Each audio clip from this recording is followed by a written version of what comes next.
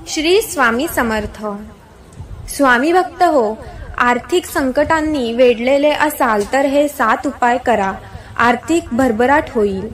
आयुष्यात प्रत्येकाची इच्छा असते की त्यांच्या घरात नेहमी सुख, समृद्धी, संपन्नता असावी। आयुष्याशी संबंधित सर्व सुख सोयी मिळवण्यासाठी निश्चितपणे देवी लक्ष्मी खूप महत्त्वाची आहे। या कलियुगात पैशांशिवाय काहीही मिळणे अशक्य आहे। अशा परिस्थितीत प्रत्येक जण हे पैसे कमवण्यासाठी सकाळपासून संध्याकाळपर्यंत मेहनत करत असतो।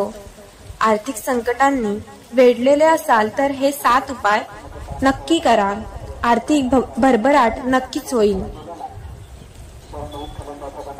आचार्य चाणक्य आपल्या धोरणात म्हणतात की मला ती संपत्ती नको ज्यासाठी मला कठोर यातना सहन कराव्या लागतील, किंवा पुण्य सोडावे लागेल, किंवा माझ्या शत्रूची हाजी करावी लागेल। आयुष्यात प्रत्येकाची इच्छा असते की त्यांच्या घरात नेहमी सुख, समृद्धी, संपन्नता असावी। आयुष्याशी संबंधित सर्व सुख सोयी मिळवण्यासाठी निश्चितपणे देवी लक्ष्मी खूप महत्त्वाची आहे। या पैसा येताच जीवनाशी संबंधित सर्व दोष दूर होतात। ज्याच्याकडे अमाप संपत्ती आहे, समाज त्याला आदराने पाहतो, तर त्याच्या अनुपस्थितीत जीवन जगणाऱ्या व्यक्तीला सर्व प्रकारच्या त्रासांना सामोरे जावे लागते।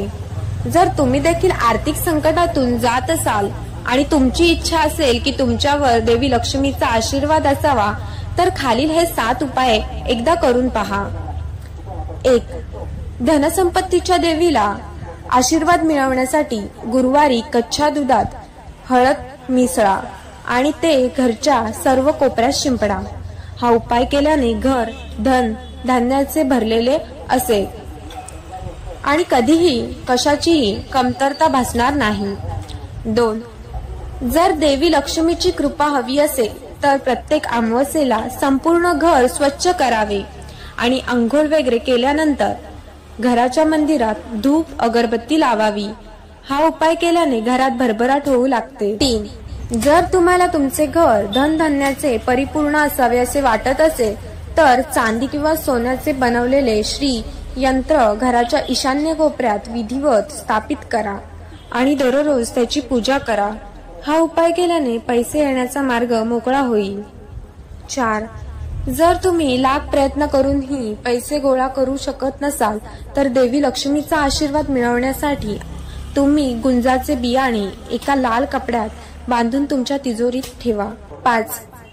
गणपतीचे आशीर्वाद मिळवण्यासाठी लक्ष्मी गणेशाची मूर्ती किंवा चित्र पैसे ठेवण्याच्या ठिकाणी ठेवा किंवा कॅश बॉक्स जवळ ठेवा। दररोज आपले काम सुरू करण्यापूर्वी आपण लक्ष्मीजींची पूजा केली पाहिजे। 6. जर तुमच्याकडे नेहमी पैशांचा साठा असावा असे वाटत असेल तर तुम्ही बुधवारी कोणालाही कर्ज देऊ नये। या दिवशी दिलेले कर्ज लवकर परत येत नाही। 7. कर्ज देण्याप्रमाणे कर्ज घेण्यासाठी दिवसाची खबरदारी घ्यावी आणि मंगळवारी कर्ज घेऊ नये, परंतु या दिवशी लोकांकडून घेतलेले पैसे परत केले पाहिजेत। श्री स्वामी समर्थ।